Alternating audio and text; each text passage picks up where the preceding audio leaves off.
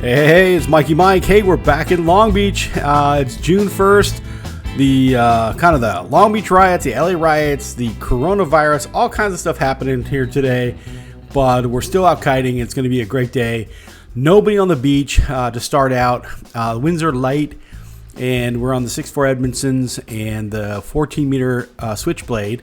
I had a little conundrum with my kite ripping a little bit later in the video here. I tomahawked my kite right into the water. It was no fun. So kind of the fat boy trick, get the kite on my feet, kind of move the kite from left to right, get a little bit more power in the kite and dive it really hard, nice and light here.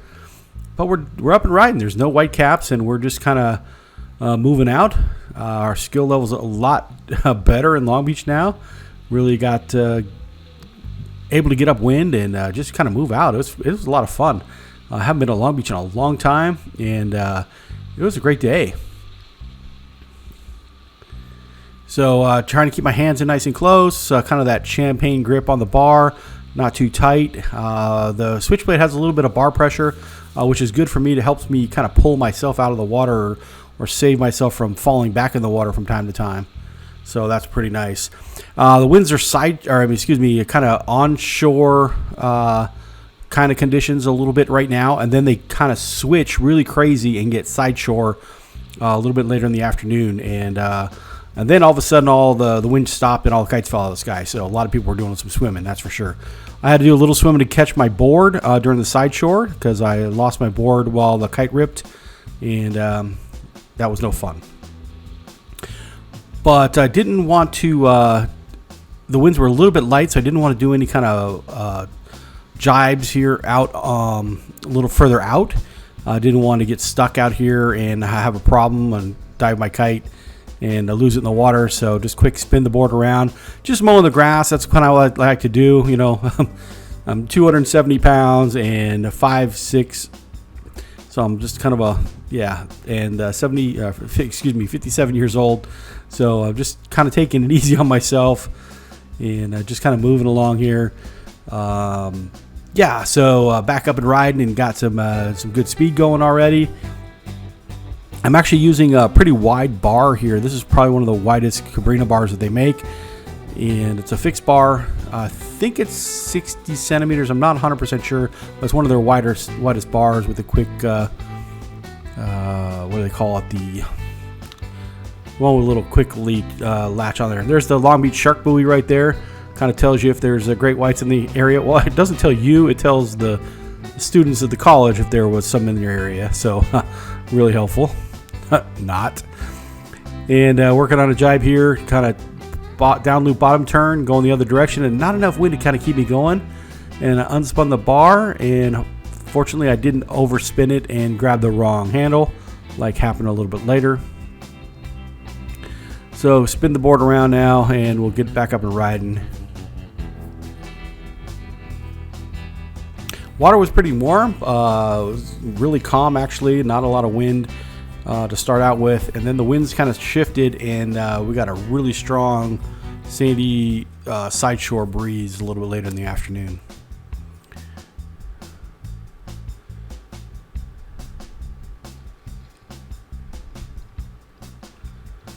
So I was actually in Lake Isabella the last 2 days, and then I came over here to Long Beach, found the wind was still up.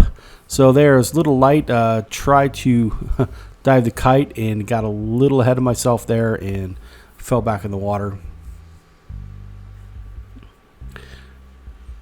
So just keep your kite focused on, kind of diving the kite and working that kite. You'll pick up some speed. And with a surfboard with a lot of volume, it really gets you up and going, especially for heavy riders.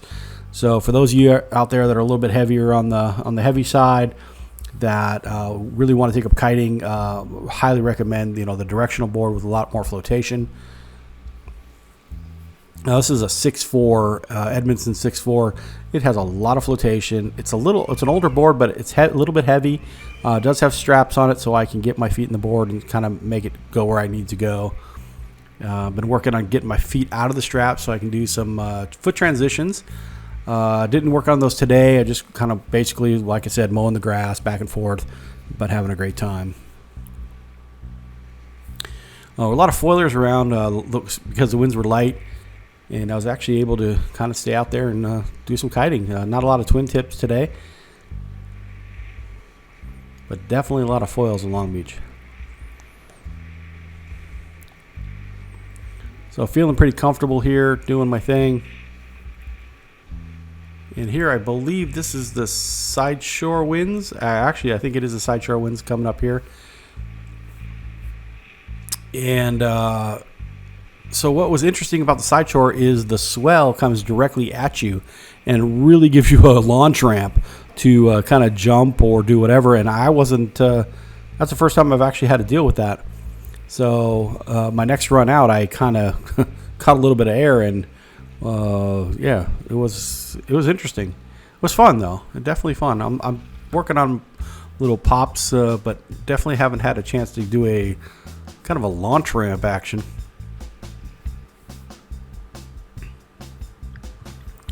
So once again, dive the kite and get us going again. And the winds were, I don't know, they were a little lighter. It's hard to tell though on the side shores because you don't get a lot of chop.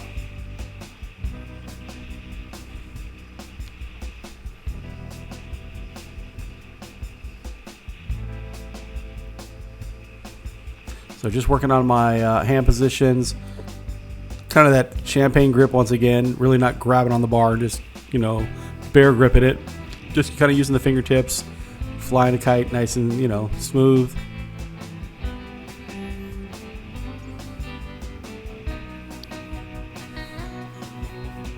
And with the wider bar, it helps turn a little bit in the lighter winds.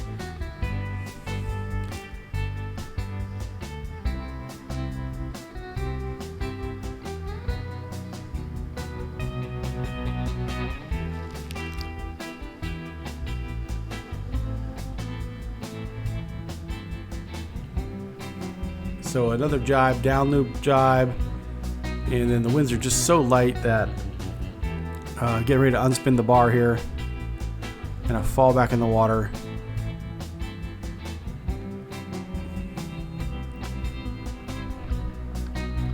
And I believe this is the run that I catch a little pop and then I crash.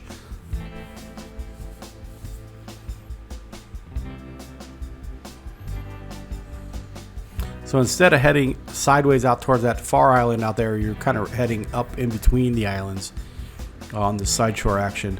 And the problem is if you lose your board, it's going to float all the way to the break wall, and it's not going to end up back on shore, which happened to me a little bit, not to the break wall, but I had to go swimming after my board after I crashed and ripped my kite. So there's the launch ramp, and yeah, coming directly at you. So you kind of hitting these little walls of water. Well, we're quickly back up and riding.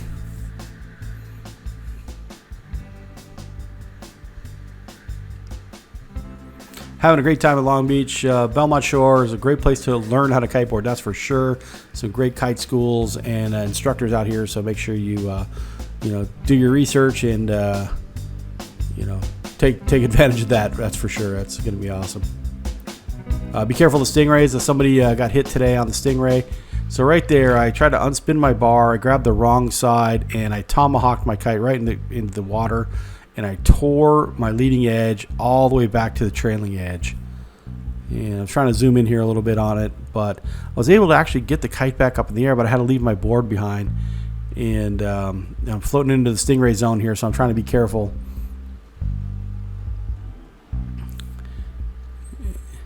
I'm looking for my board. It's back there. So somebody was kind enough to help me land my kite.